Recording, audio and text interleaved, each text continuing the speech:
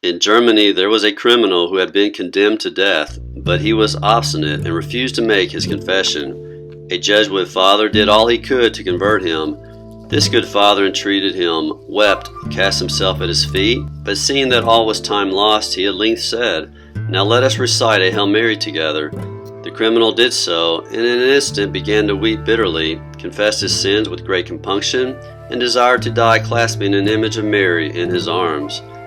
In a city of Spain there was an impious man who had given himself to the devil, and had never been to confession. The only good thing which he did was to recite a Hail Mary every day. Father Eusebius Nuremberg relates that when this man was on his deathbed, the most blessed Virgin appeared to him in a dream, looked at him, and Mary's compassionate eyes so completely changed him that he immediately called a confessor, and bitterly sobbing confessed his sins, and made a vow that if he lived he would become a religious, and thus died. A devout servant of Mary always inculcated on her daughter the duty of frequently reciting the Hail Mary, especially in any danger. One day this girl was reposing after a ball when she was attacked by a devil, who in a visible form was about to carry her off. He had already seized her, but she had no sooner said, "Hail Mary," than the enemy disappeared. A woman who carried on an evil intercourse with a priest one day found him hung in her room.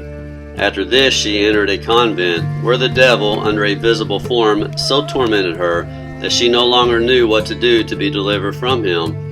A companion of hers advised her to say the Hail Mary. She did so, and the devil exclaimed, "Cursed be she who taught thee this," and so saying he disappeared. St. John Climacus relates that there was a devout religious named Sarcerio, who used often to recite hymns in praise of Mary, and always saluted her images with a Hail Mary. He afterwards fell into so painful an illness that in the paroxysms he bit his lips and tongue. Thus he had lost his speech, and was already at the close of his life. But whilst his soul was being recommended to God, the Mother of God appeared to him and said, "I am come to cure thee, for I cannot allow thee to suffer in that mouth with which thou hast praised me so much. So now arise, thou art cured, continue to praise me."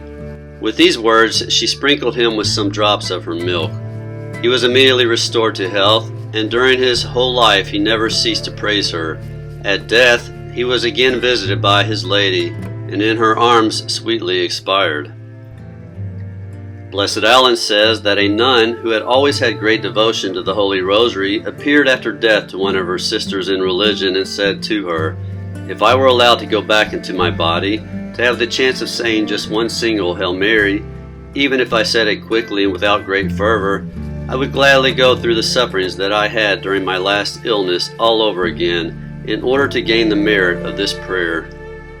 This is all the more compelling because she had been bedridden and had suffered agonizing pains for several years before she died. Michael Delisle, Bishop of Salubres, who was a disciple and co-worker of Blessed Allen's in the re-establishment of the Holy Rosary, said that the angelic salutation is the remedy for all ills that we suffer, as long as we say it devoutly in honor of Our Lady.